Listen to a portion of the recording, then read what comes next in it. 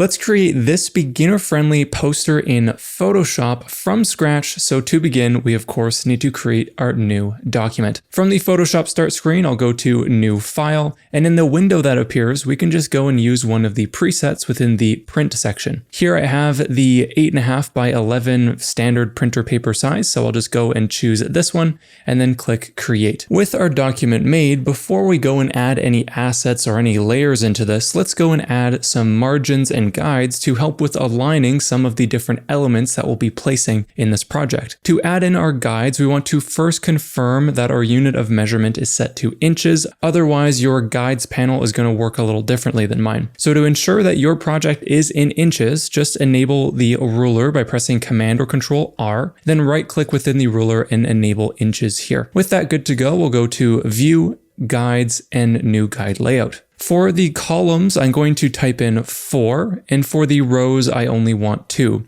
So this way we'll have 4 different vertical sections and then a horizontal grid so that we can see the perfect middle of the canvas. You'll see why these will be useful in an upcoming step. We'll then want to enable the margins, and you can have a margin anywhere from 0.25 inches to 0.75 inches, depending on your preferences and the final use case of your project, but I'll use a 0.25 inch margin on all sides for this project. Clicking OK, we're now ready to go and add our first layer into the project, which is the background color. Now for this design, I've already saved all of the color swatches that I want to use within my swatches panel. This can be accessed by going to Window and Swatches if you don't see it, and you can also download all of these same swatches as well as the final project file from this video in the description below if you want to follow along or reuse these swatches for yourself. But to begin, we'll use these swatches with a color fill layer that will set the background color. So going to the bottom of the layers panel, I'll go and choose the adjustments icon and go up to solid color. With the color picker window enabled, I'll go to my swatches panel and click on this lighter orange as the background and click OK to fill that color fill. Next, I want to create a sort of wavy shape within the middle here. And the easiest way to create custom wavy blobby shapes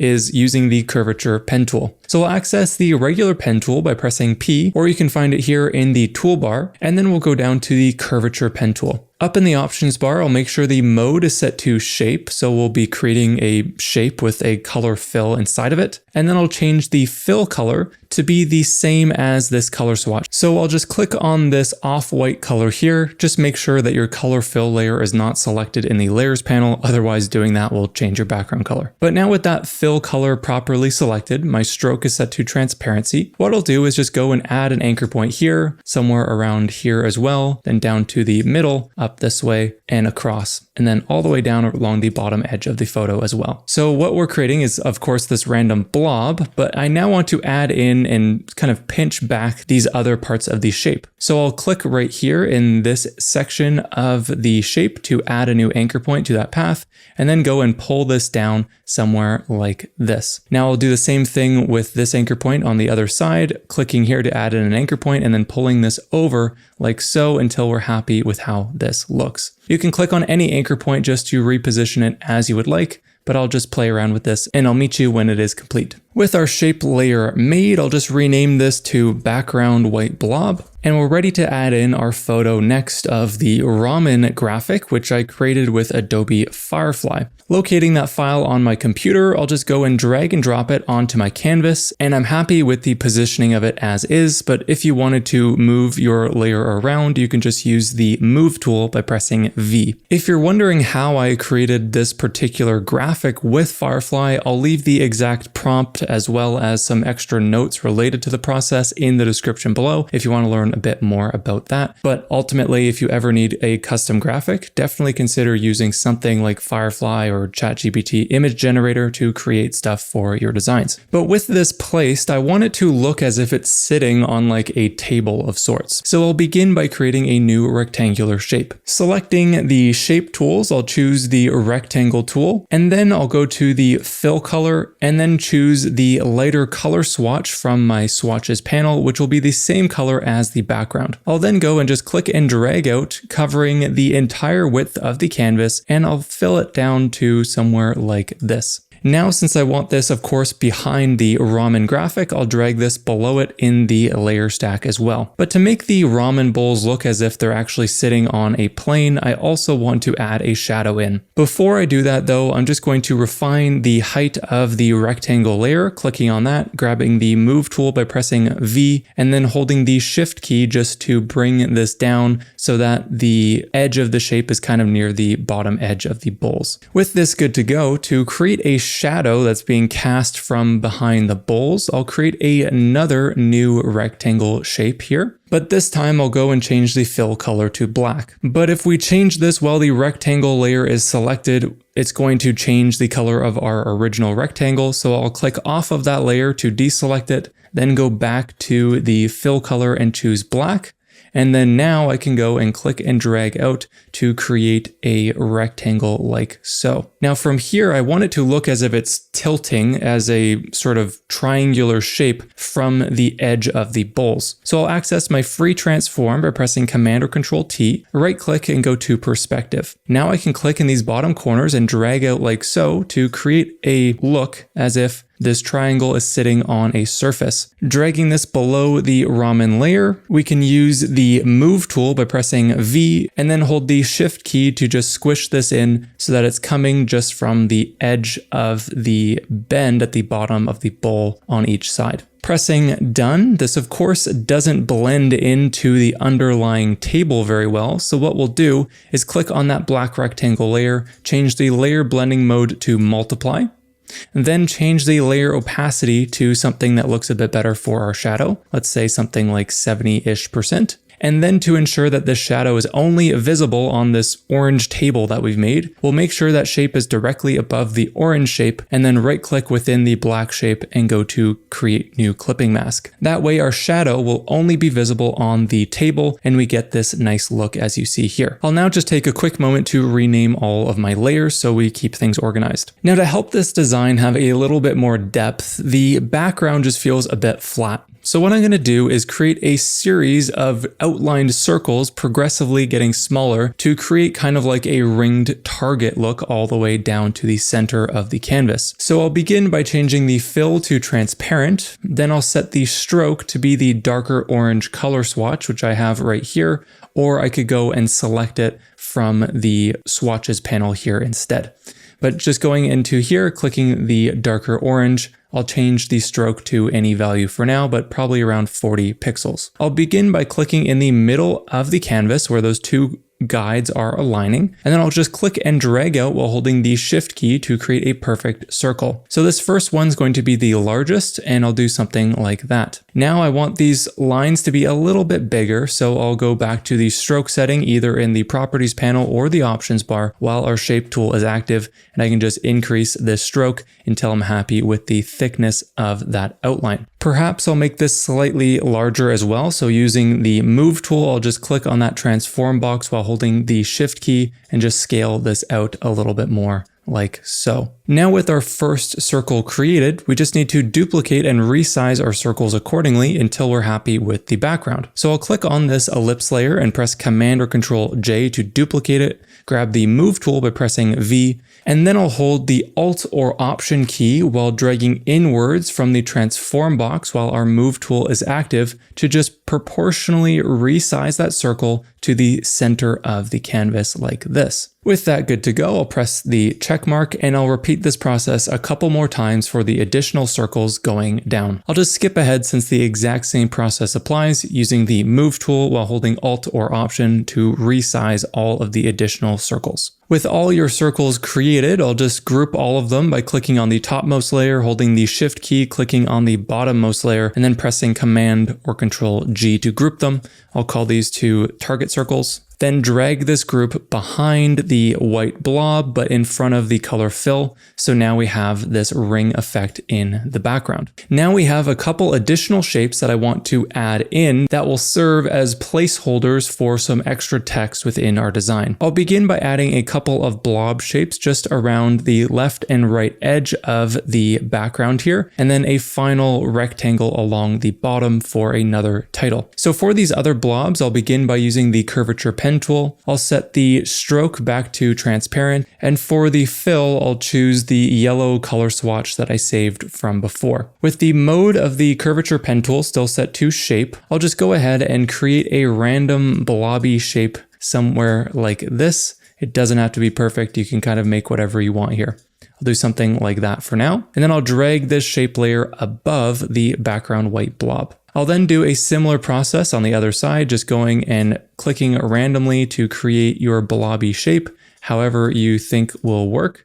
And I'll go back to there. Now the final shape I'll add in for the text is just a rectangle. So I'll go to the rectangle tool. I'll use the same yellow color fill and then just create a rectangle that is roughly centered along the bottom edge of that table, holding the space bar just to move that shape while we create it. In this case, I have rounded corners, and you can adjust these corner radiuses just by clicking on these blue dots and dragging inwards or outwards to adjust the roundness of that specific shape. I'll then click and drag this shape up to the top of the layer stack so it's not blocked by anything else. With all of our shapes in place, we're now ready to go and add in our text, but we'll also be adding a whole bunch of different effects onto this text to make it look a little bit more interesting. So even if you know your way around the type tool, some of these tricks will help you with stylizing your text beyond the basics. So let's begin by first adding the main header text, which in this case is just going to be Ramen Fest, because that's what this poster is for.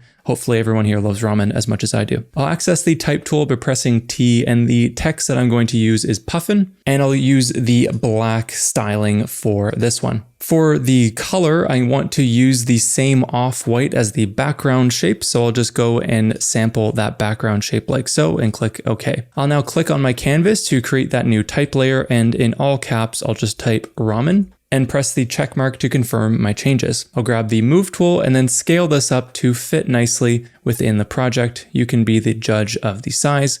I'm probably going to do something like this. Pressing done, I'll just duplicate this same type layer by pressing Command or Control J, grab the move tool and move it down like so. But this time I'll now re-access the type tool, click within this bottom text, highlight all of it, and then just type in my next bit of text, which is Fest. For this text though, I want it to be a different color, so I'll highlight that text, click on the color picker, and then sample a color from the photo that I want to use, such as this yellow of the existing shapes. I'll click OK. Now to make these stand out a little bit better, we can add a few different shadows as well as multiple shadows to create a more unique effect. We'll begin easily with the ramen text first, double clicking in the empty area of the ramen layer here to access layer styles. I'll then go and enable the drop shadow. For the drop shadow, I'll leave it set to black, but the size I will bring down just a little bit, as well as the spread, because I want it to look relatively sharp.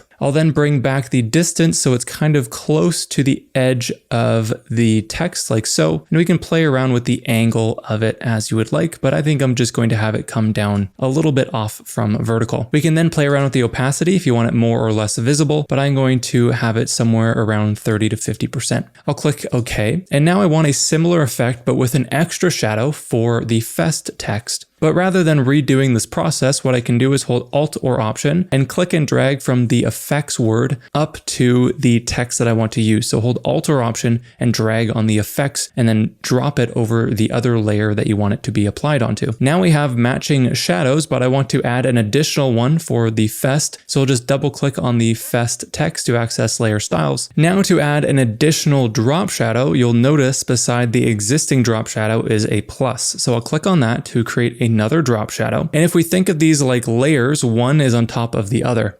So to make this orange shadow that we're going to add stand out, it needs to be against a darker color, such as the existing black shadow. So I'm going to edit the topmost drop shadow. I'll then click on the color picker, choose a nice dark orange that already exists in the photo, click OK, and then we can play around with the distance and the size and all of those things until we're happy with how it looks. With this good to go, I'll click OK, and as you can see, we just get a very subtle double layer of shadow for a nice effect there. From here, let's go and add in some additional text relatively quickly around this project, still with the same Puffin font. I'll start by creating some paragraph text on this left blob. So I'll just click and drag out while the type tool is active to create a text box, and then I'll just type in live music, highlight everything, and then change the color to be white. I'll click OK, and then we can scale this up until it fits within that text box like so. Pressing the check mark to confirm those changes. You can use the Move tool by pressing V and your arrow keys to bump your text into position however you see fit. I'll then duplicate this type layer, pressing Command or Control J, grab the Move tool, and then move it over to the other blob here, and then I'll type my other text. Since this shape doesn't really work, I'll just go down to that particular shape, access the Direct Path Selection tool by pressing A,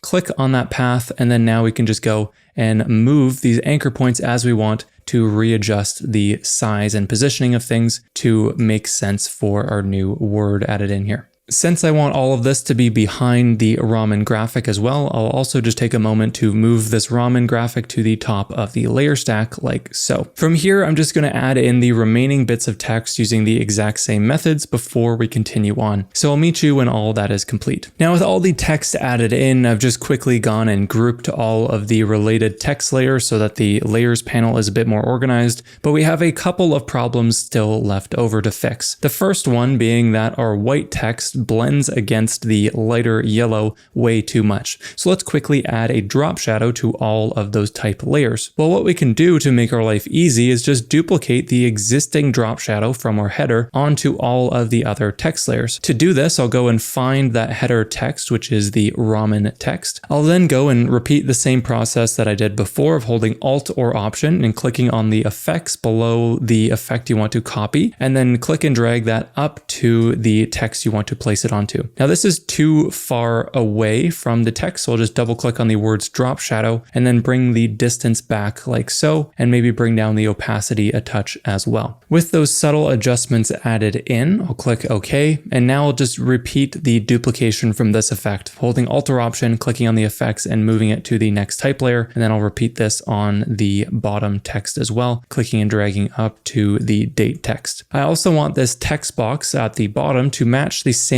shadows as what is behind the fest text. So I'll go to the fest text, hold Alt or Option, and then drag and drop that effect onto that box as well. Now with all of this complete, we can hide the guys by pressing Command or Control and semicolon, and we have successfully created our poster from scratch, and we can now use any other color combinations that we wanted to create a similar type of design, but in a whole bunch of different styles. So again, if you want to download this exact final template for yourself to experiment with and see specifically how I did things, you can download that for free in the description below, along with the color swatches used in this lesson. But since you made it this far in the lesson, I would love to know what you found most interesting about this tutorial and what other types of poster designs you might be interested in learning about in the future. So let me know down in the comments below, and with that, I'll see you next time.